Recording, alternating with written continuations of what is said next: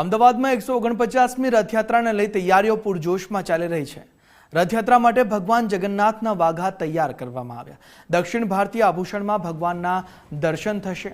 આભલા work, રેશમ work, દોરી work, કસબ વર્કથી વાઘા બનાવાયા છે। રાજસ્થાનની ગોતાપત્તીના વર્કવાળા વાઘા પણ તૈયાર કરવામાં આવ્યા છે। વાઘાના કાપડ વૃંદાવન, સુરત અને બનારસથી મંગાવવામાં આવ્યા। અખાત્રીજથી વાઘા બનાવવાની શરૂઆત કરવામાં આવી હતી। ભગવાન જગન્નાથને ત્રીજના દિવસે વિશેષ શણગાર કરવામાં આવશે। બનારસી પાઘડી અને મલ્ટી બનારસી સિલ્કના વાઘા ધારણ કરશે। ભગવાન રથયાત્રામાં ગુલાબી વેલ્વેટમાં રેશમ અને દોરી વર્કના વાઘા, મંગળા આરતીમાં લાલ રાજશાહી આભૂષણ અને વાઘા દર્શન આપશે। અમદાવાદની 149મી ઐતિહાસિક રથયાત્રાની તૈયારીઓ હવે પૂરજોશમાં ચાલી રહી છે। ગણતરીનો સમયગાળો બાકી છે ત્યારે હવે ભગવાન માટે વિશેષ જે વાઘા છે તે બનીને તૈયાર થઈ ચૂક્યા છે।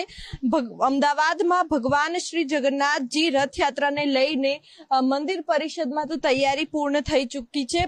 જગન્નાથ ભગવાનને આ વર્ષે મારે 23મું વર્ષ છે। જગન્નાથ ભગવાનનો જે અનેરો આનંદ હોય છે, અખાત્રીજના દિવસથી આપણે મુહૂર્ત કરતા હોય છે।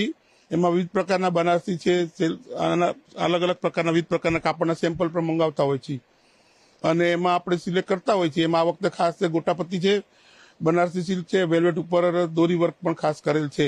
ભગવાનને ખાસ આ વખતે છે રથયાત્રા નગર યાત્રા નીકળશે, જેનું નામ મનમોહન છે।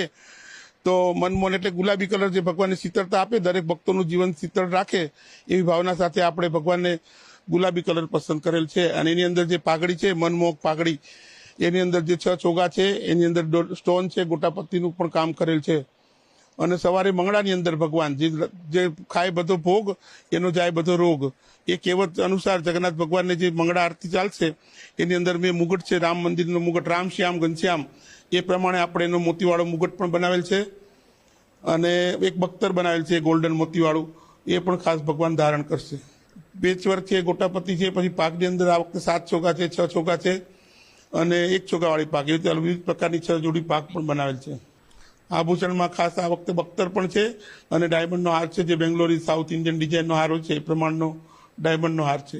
હવે 149મી રથયાત્રાની જે તૈયારીઓ છે તે પૂર્ણ થઈ ચૂકી છે અને ભગવાન આ વિશેષ જે તેમના જે વાઘા છે, અલંકાર છે અને મુકટ છે તે પહેરીને પોતાના ભક્તોને દિવ્ય દર્શન આપશે। કેમેરામેન વિનોદ સાથે માનસી પટેલ, ગુજરાત ફર્સ્ટ, અમદાવાદ।